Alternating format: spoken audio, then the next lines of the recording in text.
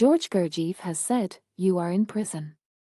If you wish to get out of prison, the first thing you must do is realize that you are in prison.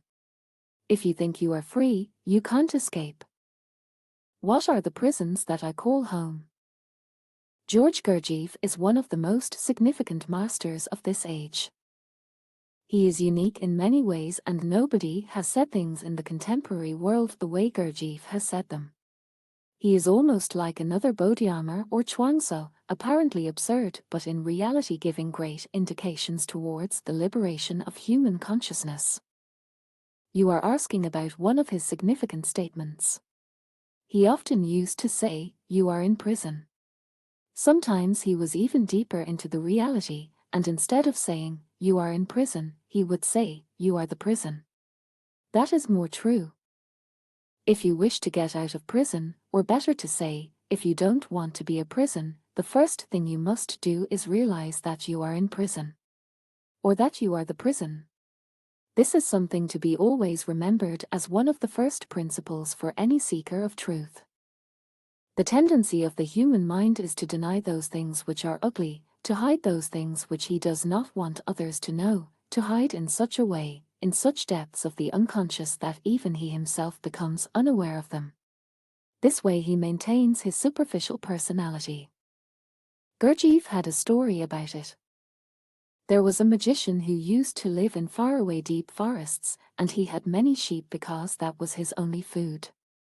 In those deep forests he was keeping all those sheep just to kill them every day, one by one. Naturally, the sheep were very afraid of the man, and they used to run into the forest being afraid that any day can be their day. Their friends are gone, there is no reliability, tomorrow they may be gone. Out of fear they used to go far away, deep into the forest. And to find them was a tedious job every day. Finally, the magician did a trick. He hypnotized all the sheep, and told every sheep, "You are an exception, everybody may be killed but you can never be killed. You are no ordinary sheep, you have a divine privilege." To some he said, "You are not sheep at all, you are lions, you are tigers, you are wolves. Only sheep are killed.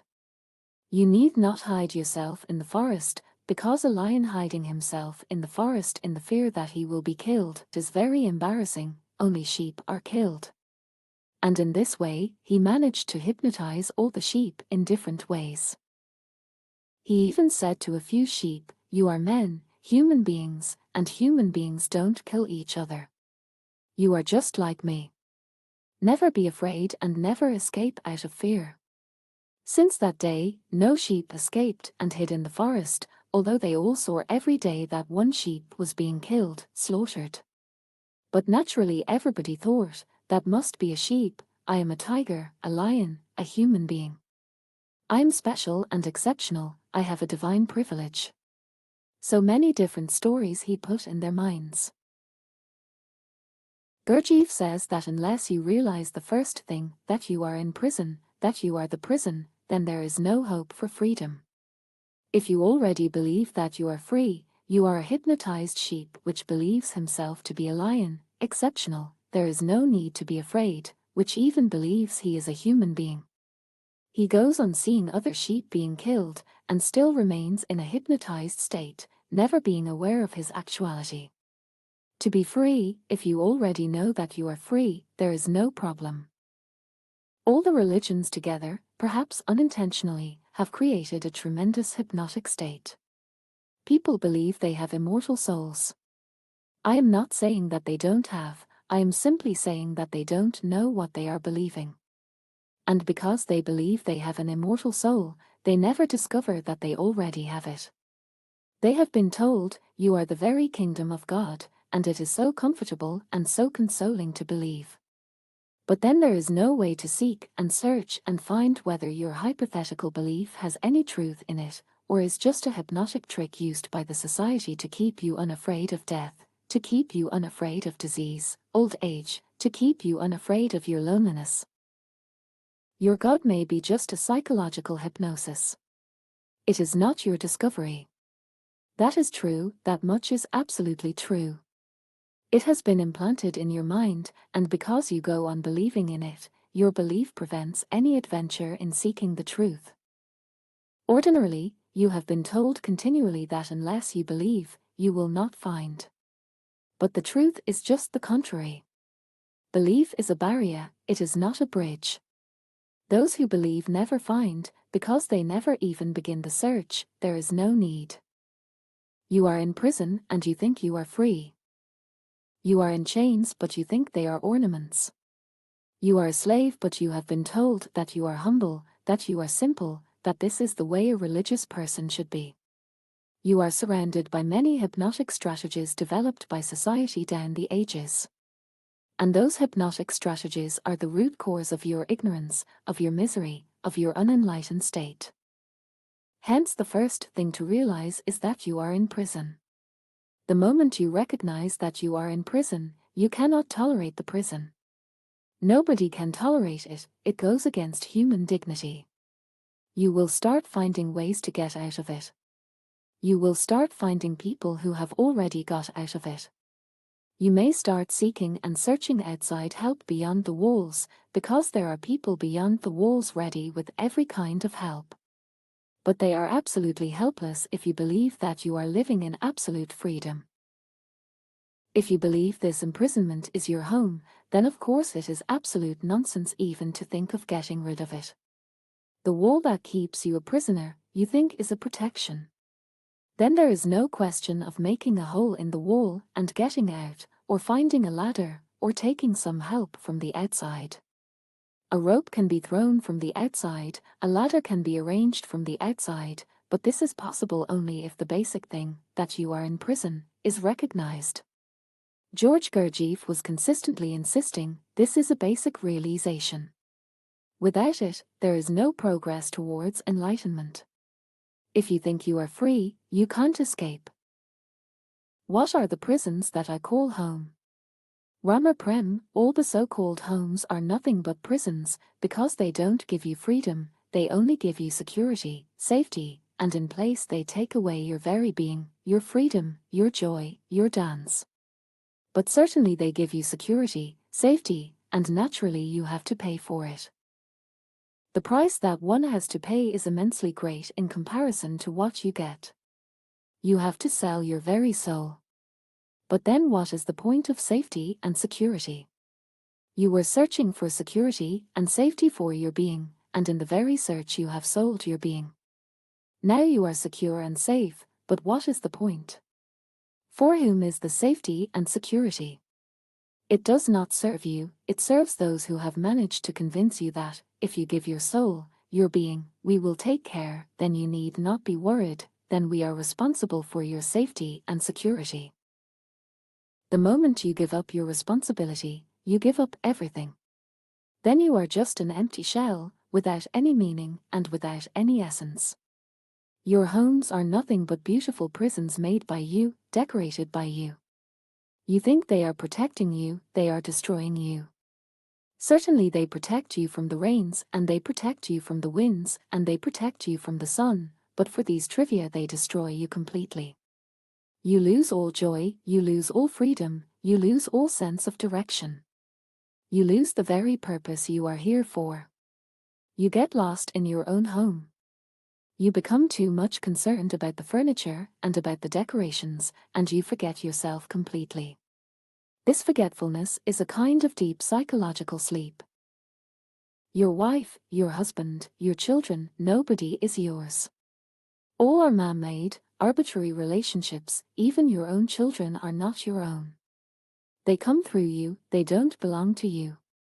You belong to the past, they belong to the future. There is no connection, there is no relationship, hence, as man has become more and more intelligent there has come a great generation gap.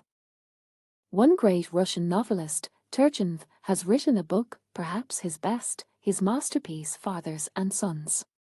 The whole book is about the struggle between the fathers and the sons, because the fathers would like the sons just to be their replicas. Naturally, they will not allow the sons any freedom. Obedience they expect their sons to be their carbon copies. Religions have created all kinds of crimes in the mind of man, just by prohibiting them. They have also created ideas which prevent man from any search. They say, believe, and belief is cheap. You don't have to do anything. Gurdjieff had to go to such extents that he started saying to people, you don't have souls. It is a wrong idea, implanted within you by religions, that everybody has a soul. He had to say such a thing just to wake you up to search whether it is true or not, otherwise, everybody was perfectly asleep. What is the need to search? You already have it, God is within you. So do other things which, if you don't do, you will not get. Become a president, prime minister, become the richest man in the world, conquer the world, because these things will not happen on their own. As far as God is concerned, you already have Him, He is within you, you don't have to go anywhere. Any day, any rainy day when you can't go anywhere to conquer the world, and you don't have anything else to do, to correct the mechanism of your car, or to open your wall clock, or to open your radio or television even though they are functioning perfectly well, but you don't have anything else to do. Any day, when you don't have anything to do, you can find God. He is within you, in your pocket. Gurdjieff is perhaps the only man in the whole of history who insisted against all religions that you don't have a soul, that a soul has to be created, then you have it. You are not born with it, you are born only with the possibility. If you make a great effort, perhaps you may achieve it. Otherwise, most people are born and die, there is no soul that survives. He was telling a compassionate lie. He was not right, but I cannot say that he was telling the lie for any other reason than compassion. It is true you are born with the soul, but it has become such an accepted fact that you don't even look within yourself. Somebody needs to shatter your idea that you are born with a soul, to tell you that inside you are just empty, hollow. Perhaps this may shake you up, wake you up. Perhaps this may give you the idea to look inside at least one time, whether there is a soul or you have been deceived. And George Gurdjieff helped more people in this century than anybody else, because he created a great longing. Don't die before you have created a soul, otherwise nothing will survive the death. Crystallize your being so that death cannot destroy it. But you are not born with it, you have to create it.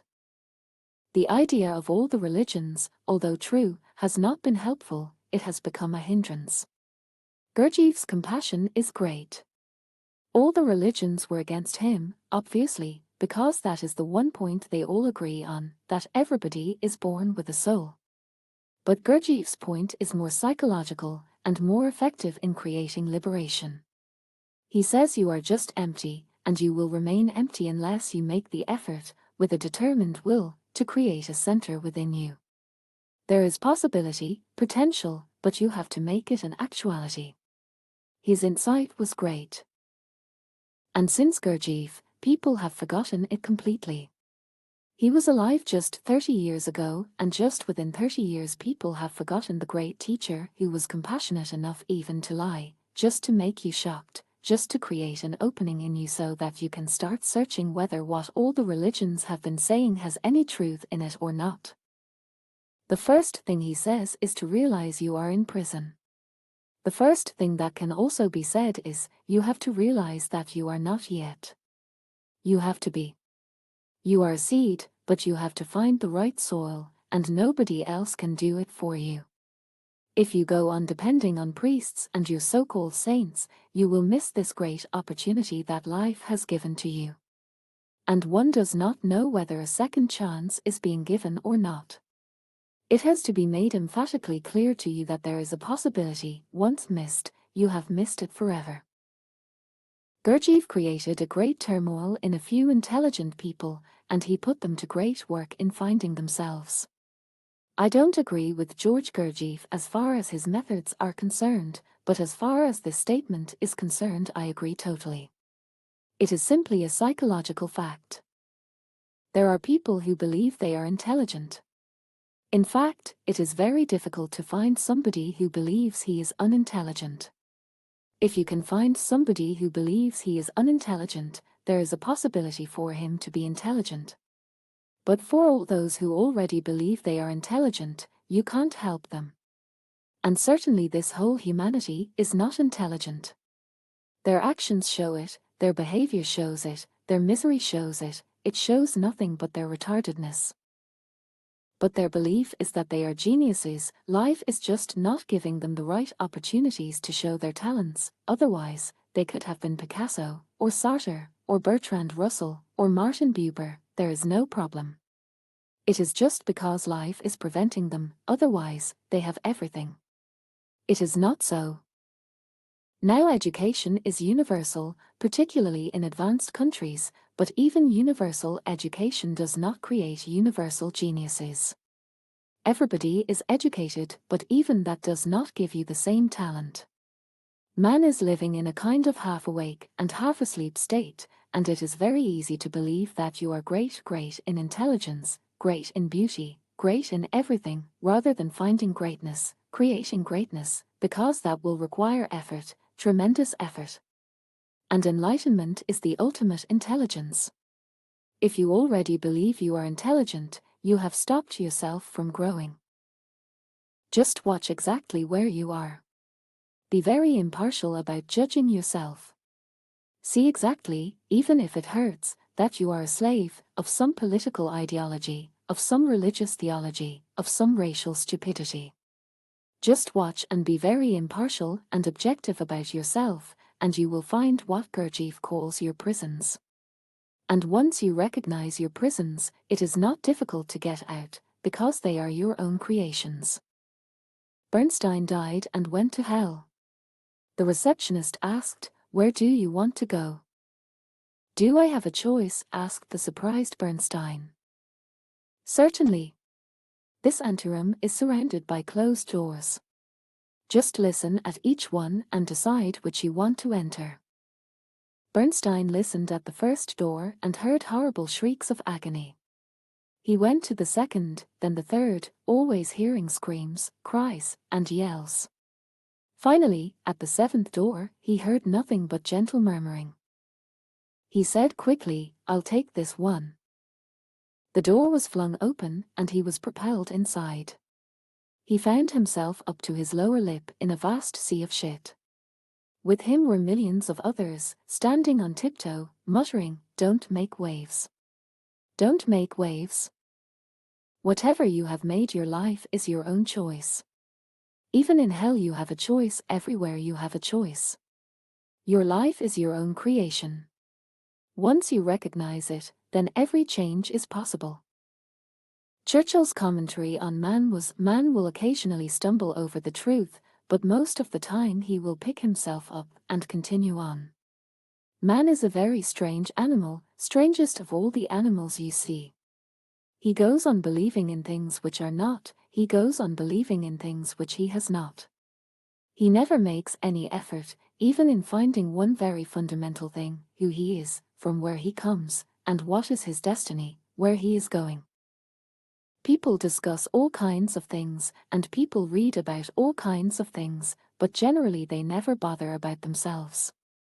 It seems they take themselves for granted, and that's what Gurdjieff wants to stop. Don't take yourself for granted.